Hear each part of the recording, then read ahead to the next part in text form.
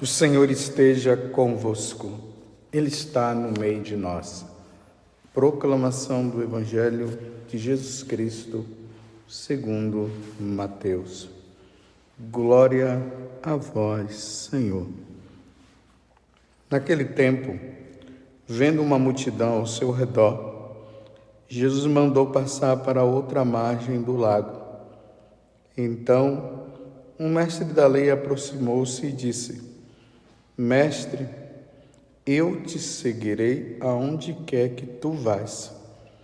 Jesus lhe respondeu: As raposas têm suas tocas, e as aves do céu têm seus ninhos, mas o Filho do Homem não tem onde reclinar a cabeça. Um outro dos discípulos disse a Jesus: Senhor, permite-me que primeiro eu vá sepultar meu pai. Mas Jesus lhe respondeu: Segue-me e deixa que os mortos sepultem os seus mortos. Palavra da salvação. Glória a vós, Senhor. Meus irmãos e minhas irmãs, retomemos a nossa vida. Nós estamos no tempo comum, nesse tempo onde nós estamos seguindo Jesus e Jesus está nos instruindo. Lembremos que nós estávamos no Sermão da Montanha. Acabou o Sermão da Montanha, agora Jesus começa a andar pela Galileia, pela Judéia. Ali na Galileia ele vai para Cafarnaum, vai para Nazaré e para outros lugares também. Na Judéia ele está indo sempre para Jerusalém, vendo que ele, nessa ida dele para Jerusalém, ele passa pela Samaria, ali é rejeitado pelos samaritanos, mas em tudo Jesus vai nos dando um ensinamento. Eu sei que quando você começou a ouvir a leitura do Evangelho de hoje, você pode ter dito: mas esse Evangelho foi o de ontem. Verdade, foi o de ontem. Só que ontem nós vimos esta mesma passagem, essa mesma situação da vida de Jesus na ótica de São Lucas.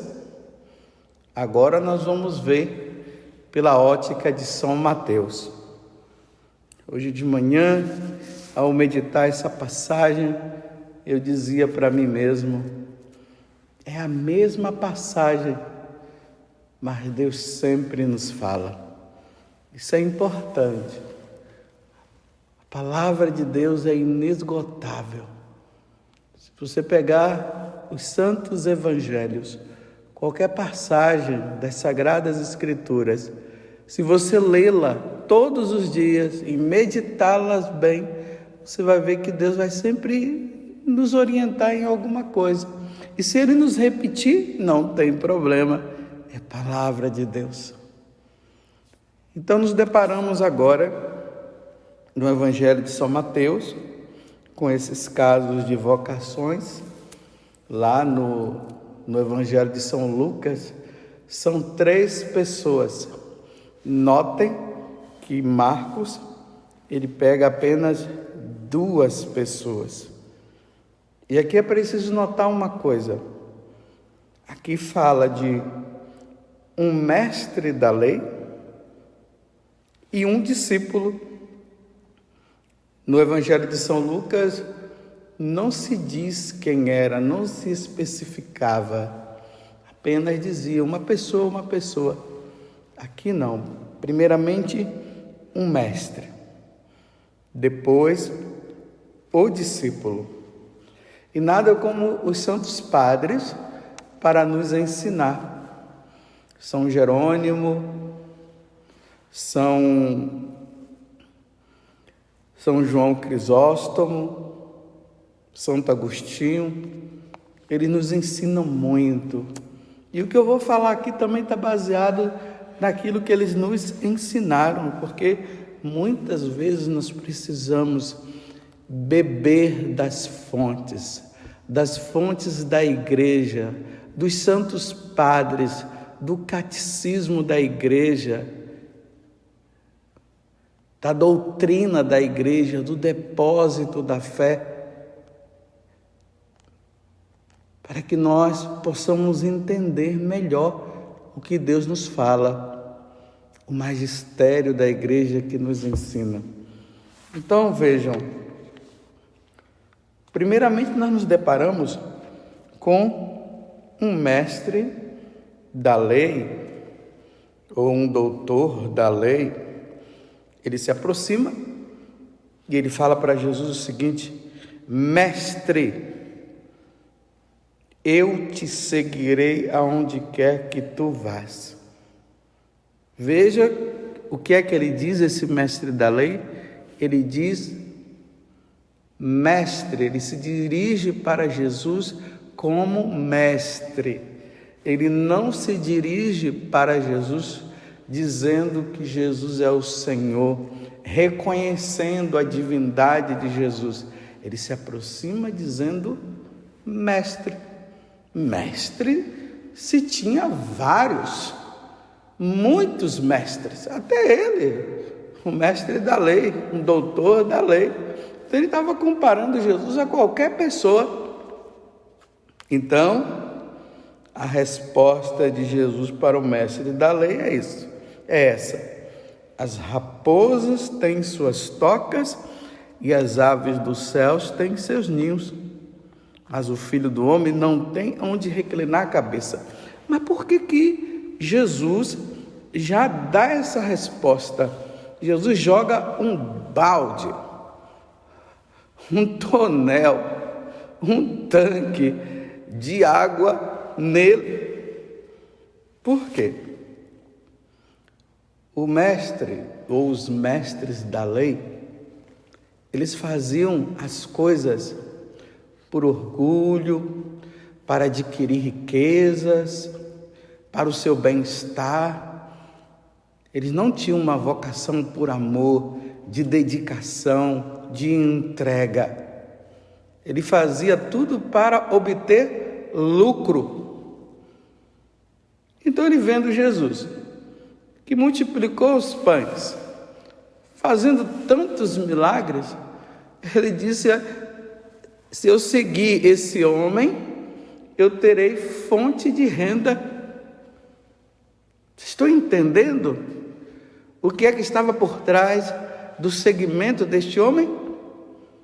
Ele queria ganhar, ele queria lucrar, ele queria ter dinheiro. Então Jesus já disse para ele: olha, eu não tenho nada, viu? Eu não tenho nada. Jesus descartou este tipo de segmento. Se não houver entrega, doação, se não houver desejo de salvação de almas, esse segmento de Jesus não vale nada. Aí Jesus usa essa metáfora, falando que as raposas, né? As raposas, vou ler aqui. As raposas têm suas tocas. As raposas têm tocas. Os passarinhos têm os seus ninhos, mas o Filho do Homem não tem aonde reclinar a cabeça. E Jesus se utiliza das raposas, por quê? As raposas, elas são enganadoras. As raposas enganam. Elas são traiçoeiras. Lembremos que Jesus chamou Herodes de raposa. Os doutores da lei, os mestres da lei eram interesseiros, eram traiçoeiros, como as raposas. Então as raposas, elas têm até tocas, elas enganam, são mafiosas. O Filho do Homem não é uma raposa. É isso que Jesus está falando para eles. Jesus está falando também das aves. As aves que têm os ninhos. E as aves que possuem os ninhos está no nível do orgulho também. Então Jesus não é uma ave, ele não é orgulhoso. Ele é Deus. Então Jesus descarta esse segmento. Enquanto eu vou falando, você vai avaliando também a sua vida. Quando você pensa em seguir Jesus, você está pensando em seguir Jesus para quê? Para ter uma vida confortável? Para receber aplausos? É para isso? O seu seguimento? Para obter riquezas? Esse tipo de segmento Jesus descarta. Enquanto eu estou lendo, estou falando isso para você, estou me avaliando também. Será que o meu segmento tem por interesse também o material? Ou tem o interesse da minha salvação e da salvação dos outros, o interesse de levar uma vida santa? Agora vejam, quando nós olhamos o outro, que é o discípulo, ele já se dirige para Jesus, não chamando Jesus de mestre. Ele diz Senhor. Aqui há um reconhecimento. Há um reconhecimento de que aquela pessoa que está ali é Deus. Não é um homem qualquer, não é um mestre qualquer. Ele reconhece Jesus como o Senhor. É isso que acontece com esse discípulo. Ele quer a santidade. Ele quer ser de Deus. Ele reconhece a divindade de nosso Senhor Jesus Cristo. Eis como é que é o segmento. Aí Jesus, mas ele coloca uma condição. A condição é de sepultar o Pai. Aqui Santo Agostinho, como eu já falei também, São João Crisóstomo e São Jerônimo, eles falam o seguinte, que naquele momento, Jesus está dizendo para o seu discípulo, que não tem interesse material, mas somente o interesse de seguir Jesus, ele quer sepultar o Pai. O Pai havia morrido. Mas Jesus, assim segundo os santos padres, está dizendo para eles, está dizendo simplesmente para eles o seguinte: olha, o seu pai já morreu. Ele já morreu. Não é que Jesus esteja desprezando a questão de sepultar os mortos e mais ainda o Pai. Ele está dando um ensinamento. Essa questão do apego que muitas vezes nós temos aos nossos familiares, como eu falei na homilia de ontem. Então Jesus agora, ele está dizendo o seguinte: o seu pai já morreu. Agora, você precisa ir atrás dos pais que estão vivos, ou seja, que estão com essa vida aqui, mas que vivem como mortos. Não dá mais tempo não, é preciso anunciar, é preciso levar a salvação para esses. Aqui está a necessidade de levar a salvação para esses. Deixa que os mortos enterrem os mortos. Isso é de muita valia para nós, para mim que sou sacerdote, para você, para nós cristãos de um modo geral. Nós não podemos ter os apegos. É necessário que as pessoas se salvem. E aqui os santos padres, eles dizem uma coisa interessante, porque quando vai enterrar os mortos, aí vem aquela questão do inventário, separação de bens, as brigas, as discussões, por causa da minha parte, por causa daquela parte. Estão vendo o que é que acontece quando vai enterrar os mortos?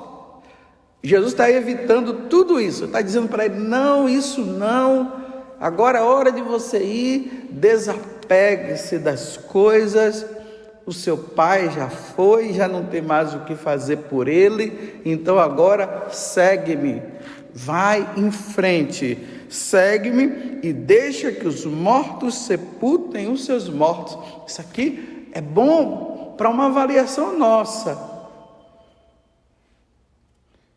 Muitas vezes nós estamos com o coração em Deus, aqui eu estou falando para quem é chamado, para quem é vocacionado, para quem já está na sua vida ali com Deus, você que já é discípulo do Senhor, ou você que está no caminho, mas está ali naquela dúvida, aquela coisa toda, eu ainda tenho que fazer isso, eu ainda tenho que fazer aquilo, e Jesus está dizendo, não tem que fazer mais nada não, segue-me, deixa as outras coisas para trás.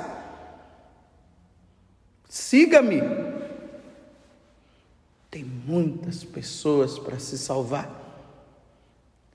E você também precisa se salvar. Se você retorna, você poderá se perder.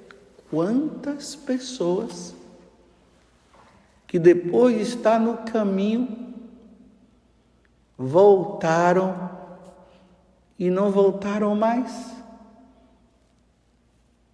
Depois de tantos anos de caminhada, retornou e o mundo os levou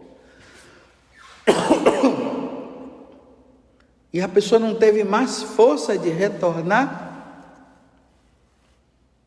Claro, essa questão de sepultar os mortos, claro, tudo isso precisa ser avaliado. Por exemplo, o sacerdote precisa do diretor espiritual que o ajude, do próprio bispo. Você que pertence a uma comunidade, ali tem o conselho que avalia toda a situação para ver se é preciso ou não ir. Às vezes o momento ainda não é o momento de ir. Tudo isso é avaliado. Mas o problema é quando a pessoa ela está com o pé lá e está com o pé cá. O problema é quando a pessoa ela está totalmente apegada. E esse daqui era discípulo. Não era o fariseu, o interesseiro, que não era discípulo, que não reconhecia Jesus como Senhor, estava reconhecendo ele ainda como um mestre qualquer. Não, esse daqui já era discípulo, ele já compreendia, mas ele pede autorização, ele já está no segmento, ele pede autorização, permita-me, deixa-me, permita-me que primeiro eu vá sepultar meu pai. Mas Jesus lhe respondeu, segue-me e deixe que os mortos sepultem os seus mortos. Em qual dos dois você está? Você representa o mestre da lei, que segue Jesus por interesse material? Ou você é o discípulo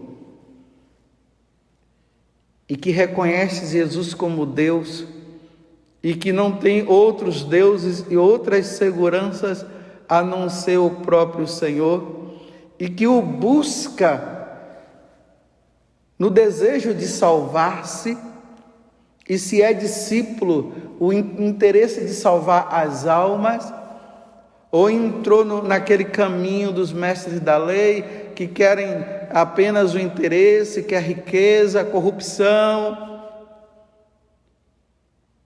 Quantos discípulos do Senhor que entrou nessa onda da corrupção, só pensa no materialismo, 2 para você e 4 para mim, desvio de dinheiro aqui e acolá. Ou aquele discípulo de Jesus que não quer mudar de vida, é o mestre da lei, não quer mudar de vida. Essas aberrações que nós estamos vendo, aberrações e escândalos, pessoas se declarando seguidores de Jesus Cristo, mas numa vida errada, e querendo viver a vida errada. Você já viu essas pessoas que estão aí, aquelas pessoas daquelas letrinhas, né? Aquele monte de letrinha aí, que agora está dizendo que Jesus permite que possa viver dessa forma, um homem com homem, uma mulher com mulher, que não tem problema, que o importante é seguir Jesus. Que aberração! E dizendo que comunga, um seguidor de Jesus Cristo, que vive uma prática errada, que é condenada pela igreja. Não, eu não vou dizer pela igreja, porque se diz pela igreja, aí vão dizer que é a igreja que condena e não Jesus, mas pelo contrário. A igreja, o que a igreja fala é o que Jesus fala. A igreja transmite o que Jesus sempre transmitiu, o que nosso Senhor transmite para nós. A igreja acolhe os pecadores, e os pecadores têm que vir mesmo. Os pecadores têm que vir para a igreja, têm que vir se converter, mudar de vida e levar uma vida nova. Como São Paulo diz sobre a vida nova, o homem novo, não é o homem velho, o homem que quer viver uma vida velha.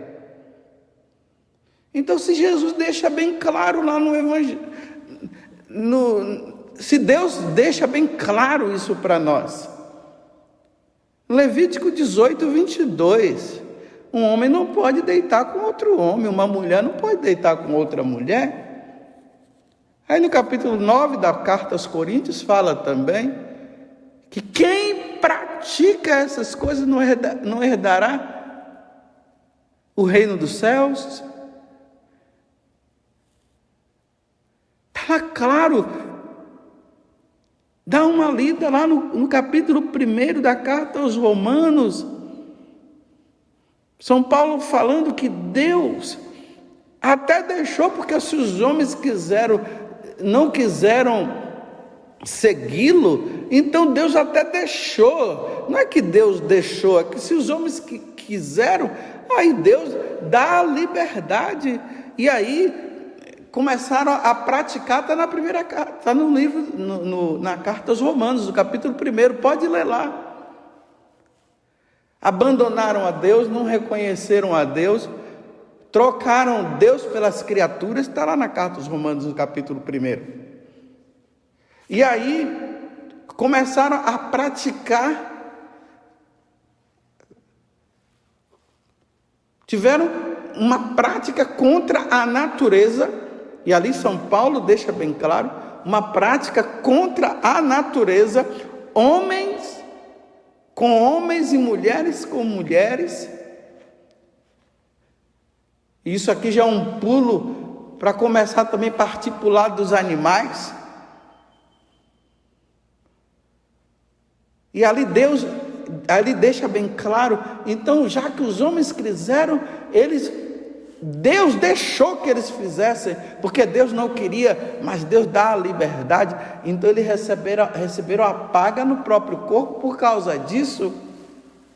E todos nós iremos prestar conta. Meu Deus, que pena, que pena, que um seguidor de nosso Senhor Jesus Cristo se apresenta agora dizendo: eu sigo Jesus, e continuo comungando e praticando aquilo que o próprio Deus condena. Então, quando se depara com essa passagem da carta aos Coríntios, de Levítico, que eu acabei de dizer, da carta aos Romanos. Quando a pessoa lê isso, o que é que ela vai dizer? E o catecismo da igreja também fala a respeito disso, está lá no catecismo da igreja.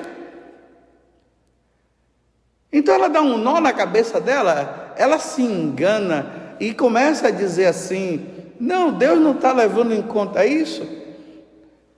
E aí diz que está pregando o evangelho, mas que pregação de evangelho é essa que leva as pessoas à condenação eterna, que vai contra os valores cristãos, que vão contra o que Jesus ensinou?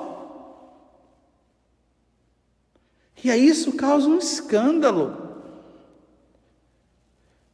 Um escândalo para os pequenos, e Jesus falou: ai daqueles que escandalizar um dos pequenos. Era melhor pegar uma pedra e amarrar no pescoço e se jogar no rio. E aí, quantas pessoas agora que estão achando que isso é correto e começam a fazer também, porque é uma faca de dois gumes. Uns se escandalizam, abandonam a Deus. Outros dizem: se é assim, então tá bom.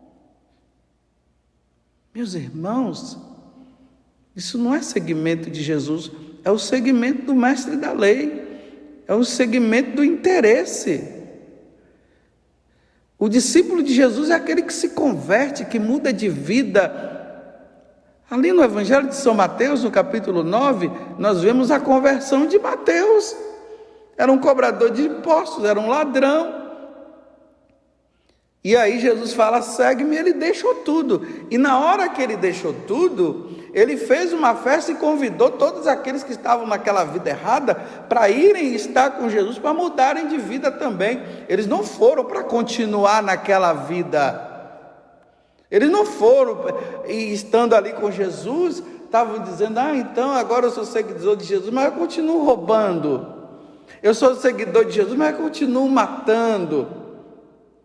Eu sou um seguidor de Jesus, mas eu adultero. Eu sou um seguidor de Jesus, mas eu pratico o aborto. Estão entendendo? Não dá para seguir Jesus dessa forma. Ou nós abandonamos o mundo e seguimos a Jesus, ou nós abandonamos Jesus para seguir o mundo. Não dá para colocar Jesus do mesmo jeito, senão a salvação que Jesus nos deu, ela é em vão. Ou senão foi um teatro, foi uma brincadeira. O que aconteceu no Calvário foi uma brincadeira. A encarnação do Verbo foi uma brincadeira. O envio que Jesus deu aos apóstolos para pregar a boa nova às nações, e lá diz que é preciso que haja conversão e mudança de vida, é uma brincadeira. Não brinquemos. Na carta aos Gálatas está dizendo: com Deus não se brinca. Com Deus não se brinca. Eu não posso brincar com Deus. Rezemos, meus irmãos.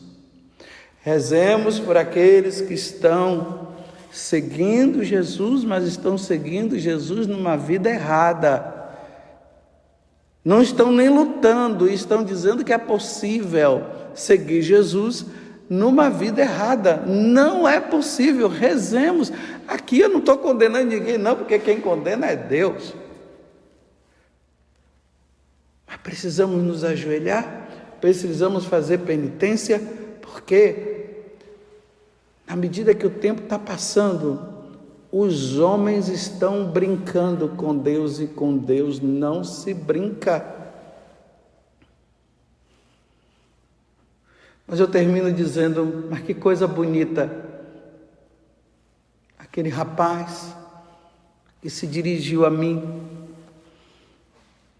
levando esse tipo de vida, e ele chegou à conclusão: Padre, eu não quero mais viver assim.